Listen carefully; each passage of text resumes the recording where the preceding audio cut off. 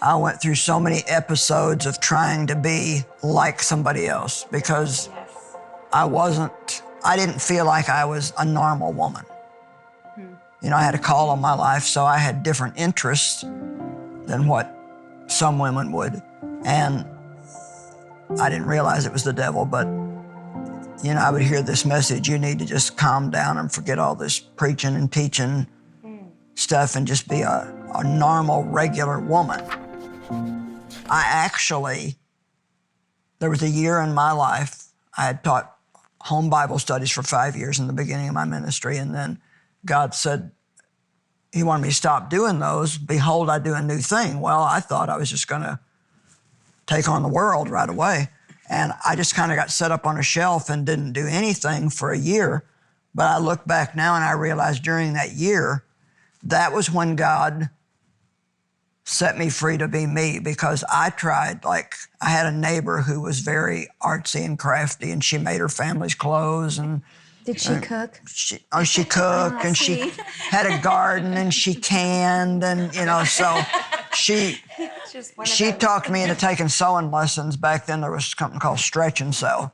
And I got a sewing machine, and I tried to make Dave a pair of shorts, and when I got finished, the pockets were longer than the legs. And I mean, it was just, I hated it. I hated the sewing machine. I hated doing it, but I felt like I needed to be a normal woman. And so she had a garden with tomatoes, so I say we planted tomatoes. Dave said he planted tomatoes. This is an absolute true story. We were gonna pick them the next day and can them. They were beautiful. And overnight, a swarm of black bugs came in and ate big holes in my tomatoes. Well, I assumed they ate them in hers. So they wanted your big one. I called her the next morning and I said, oh, our tomatoes are ruined. Some kind of bugs ate holes in our tomatoes. And she ran out and she said, mine look fine. Look, your tomatoes are ruined. And I'm like, okay, God. Now, I prayed over these tomatoes, and he said, you know what? I have no responsibility to protect your tomatoes because I didn't call you to grow tomatoes. Wow. Amen. I want to introduce you to an amazing organization that Matt and I just love. It's called Mercy Ships. They're the largest floating civilian hospital in the world, staffed by generous doctors and nurses who donate their time to bring life-saving medical care to those who otherwise would not be able to receive treatment. Their newest ship, the Global Mercy, is joining their fleet, creating urgent need for more volunteers. You don't have to be a doctor or a nurse to serve.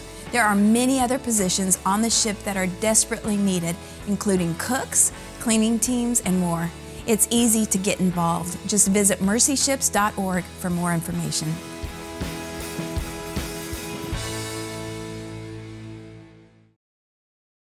That sets me free because my mother is an avid gardener and I am not. But I just want to say, Joyce, that because you did what God told you to do and not be the normal woman that you thought you had to be, you were the inspiration to me, a little girl in Australia that used to watch you and wasn't the same as every other girl, but knew there was a call in my life. But I didn't get to see women in ministry in Australia on the mass. So for me, I'm thankful that you beheld your uniqueness and you did what God called you to do. And I think that's what happens when you think you need to be something else. There's somebody out there that needs your uniqueness to give them permission to be unique.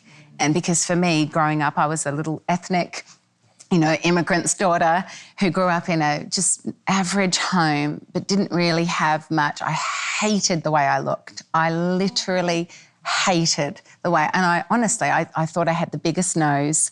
I had curly, frizzy hair that could not be tamed, and I was so unique in that way because I grew up around a lot of Australian girls, little blonde Farrah Fawcett hairdos back then. And, everyone was gorgeous, and in my eyes. I was the kid with the big nose, the frizzy hair. And so I thought I was ugly and I thought I couldn't do anything.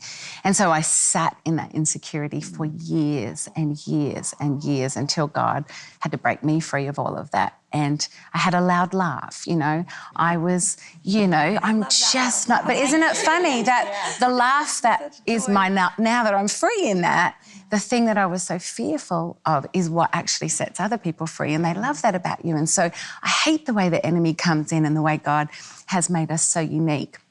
It's actually robbing other people from being permitted to be who they are to be. So I think because the truth is that's actually one of your very healthy tomatoes. Yes. There's a healthy fruit, but there's actually a visual in that for me that, when you cannot walk in who it is that God has uniquely designed you to be, not only does it rob yourself, but it would have robbed the world from the fruit of a little girl that was looking at you and saying, well, yes, I can. Yeah. Well, yes, I can.